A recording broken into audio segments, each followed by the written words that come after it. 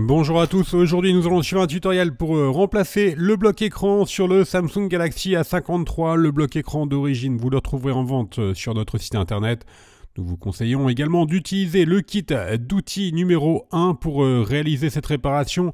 Le kit d'outils et le bloc écran sont également disponibles dans le kit complet de réparation qui comprend en plus le liquide remover pour décoller la batterie, vous allez voir c'est très important, et le patron en version adhésif. En commandant ces pièces sur notre site internet, vous bénéficiez du patron d'aide au montage qui sera offert avec votre commande. Je vous rappelle que les retours sont gratuits, ainsi que l'assistance technique. N'oubliez pas le code de remise, c'est YouTube, il vous permet de bénéficier de 10% sur la totalité de votre commande. C'est une réparation qui est assez longue, il faut compter 50 minutes et la difficulté est notée 3 sur 5. Avant de commencer la réparation, pensez bien à éteindre votre téléphone et retirer le rack SIM. Allez, on va commencer tout de suite par l'ouverture du A53. Donc dans la première étape, on va devoir chauffer tout le contour de la vitre arrière pour faciliter le décollage de celle-ci. Alors pour chauffer la vitre arrière, on vous propose deux solutions. Soit vous pouvez utiliser le coussin chauffant que vous placez ensuite au micro-ondes et enfin sur la vitre arrière. Et deuxième solution, vous pouvez également utiliser un décapeur thermique ou un sèche-cheveux. Et là encore, on vient chauffer tout le contour de la vitre arrière afin de faciliter le décollage de celle-ci. Alors attention, à chauffer pas à plus de 80-90 degrés. Une fois qu'on a correctement donc chauffé la vitre arrière, on vient positionner la ventouse sur la vitre. Et on va créer un point d'insertion en utilisant le médiator en métal percé que vous retrouverez bien sûr dans le kit d'outils numéro 1. Voilà, on l'insère entre la vitre et le châssis. Dès qu'on a créé le point d'insertion, on va remplacer ce médiator par les deux médiators en plastique. Et on va tout simplement ensuite faire glisser les médiators sur tout le contour de la vitre arrière pour pouvoir la décoller.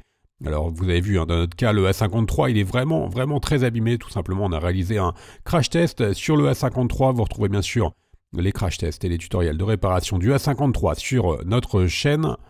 Alors si vous avez déjà réparé un Galaxy en série A, vous allez voir, il n'y a pas de réelle surprise lors de la réparation. La seule difficulté, ça va être de décoller la batterie, mais on y reviendra un petit peu après. Ça va être grandement facilité par l'utilisation du liquide e-remover. Voilà, on a fait glisser les médiators sur tout le contour. Maintenant, on va pouvoir décoller notre vitre. Alors, on dit vitre, mais celle-ci, elle est en plastique, en fait. Donc, vous n'avez pas de risque de la casser lors de l'ouverture. Et on enlève ensuite, bien sûr, les joints d'étanchéité qui peuvent rester sur la vitre. Et on va pouvoir passer à la deuxième étape. Et donc, dans la deuxième étape, nous allons devoir déconnecter la batterie. Pour avoir un accès au connecteur de la batterie, on va retirer les vis cruciformes qui maintiennent le cache de la carte mère, qui fait également office d'antenne NFC. Alors, comme d'habitude sur les Galaxy, ce sont les mêmes vis qui sont utilisées. Donc vous pouvez les intervertir sans aucun problème. Une fois qu'on a retiré toutes les vis, on vient d'éclipser le cache. Alors, il va venir avec le petit film de dissipation thermique qui est juste en dessous. Et maintenant on a un accès direct au connecteur de la batterie que l'on va pouvoir donc déconnecter en utilisant le levier. Alors pensez bien à repositionner chaque vis et chaque élément que vous allez enlever sur le patron d'aide au montage. Maintenant, on va pouvoir passer à la troisième étape où l'on va décoller la batterie. Alors, je vous avais indiqué que la batterie, elle était collée sur le châssis. Voilà, au préalable, on déconnecte la nappe centrale et on n'a pas d'adhésif que l'on peut retirer, donc des adhésifs sous forme de languette, par exemple. On va donc devoir faire glisser du liquide e-remover sous la batterie afin de dissoudre les adhésifs de la batterie. Alors, on prend le liquide e-remover, on le fait glisser le long de la carte en PVC. Sur la partie basse, on va également faire la même opération sur la partie gauche de la batterie. Le liquide e-remover, vous le retrouverez bien sûr en vente exclusivement sur Bricophone.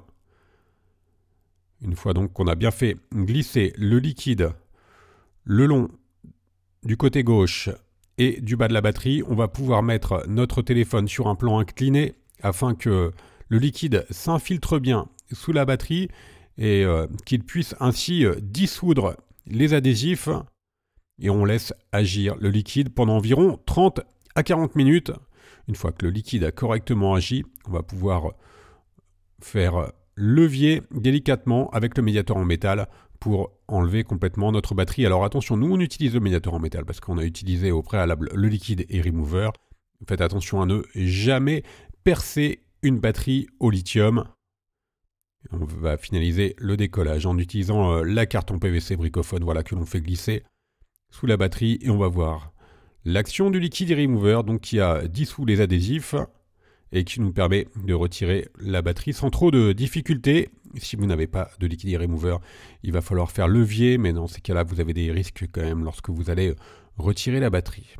On passe maintenant à la quatrième étape. On va devoir retirer les différents éléments qui restent sur le téléphone. Et là, en l'occurrence, il s'agit du haut-parleur principal qui est en bas et qui est maintenu par cette vis cruciforme.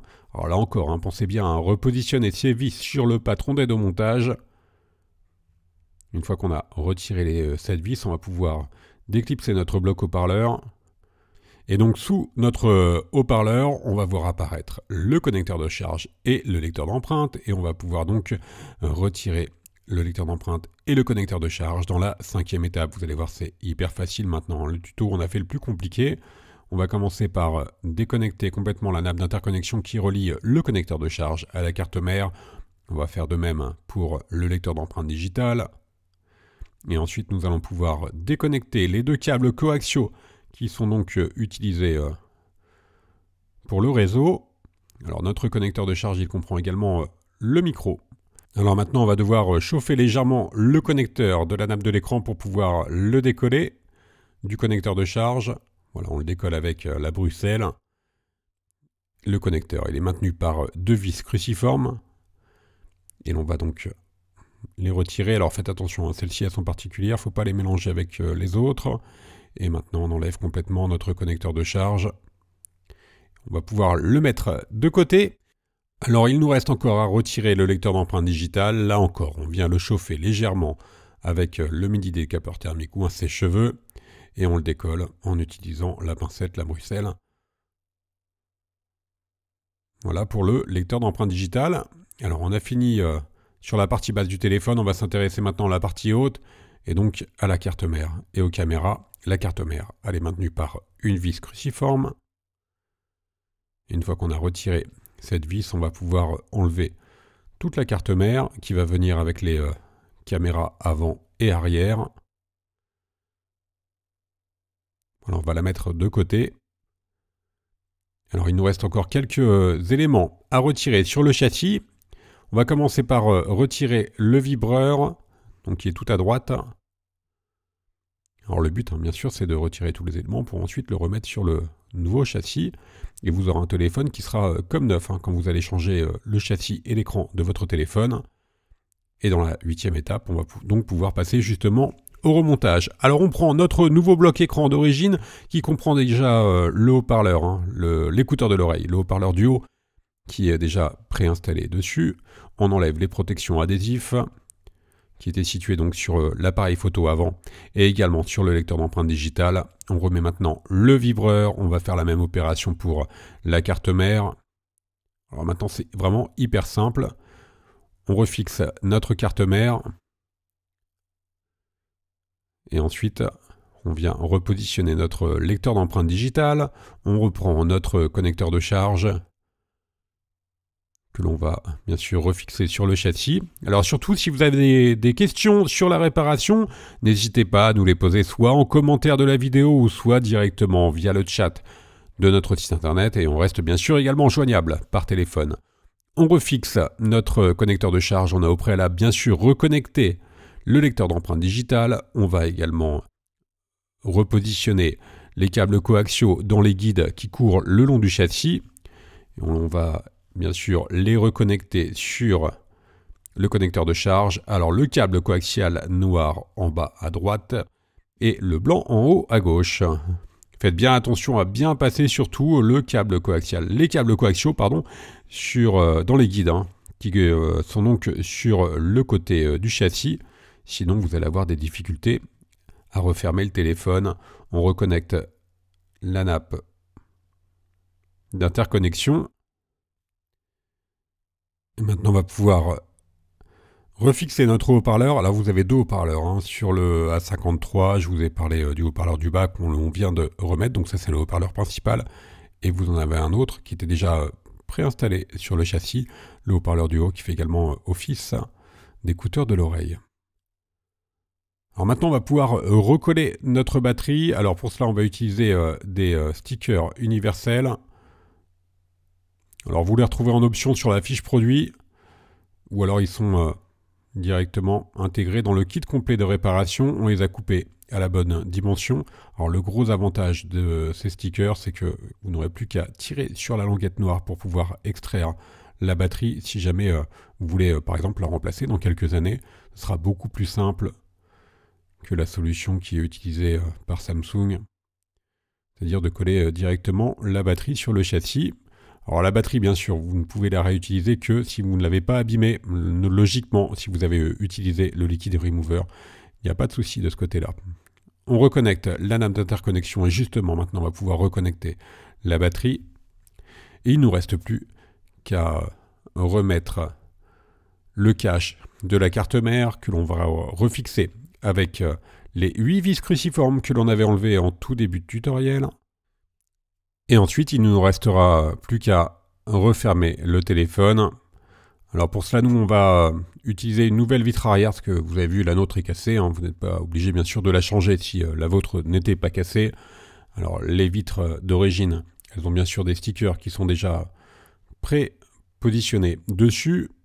Alors donc nous on va pas recoller bien sûr la vitre arrière étant donné qu'on a déjà les stickers qui sont positionnés sur celle-ci. Si vous réutilisez votre vitre arrière d'origine, on vous conseille de rajouter de la colle B7000 sur tout le contour du châssis pour pouvoir avoir un collage qui sera donc parfait.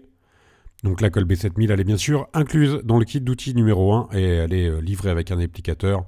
Donc vous avez juste à positionner un filet de colle sur tout le contour du châssis. Quoi qu'il arrive, vous allez devoir mettre votre téléphone sous presse, même si vous changez votre vitre arrière, et on attend environ une demi-heure le temps que la colle fasse effet, et on va pouvoir rallumer le téléphone.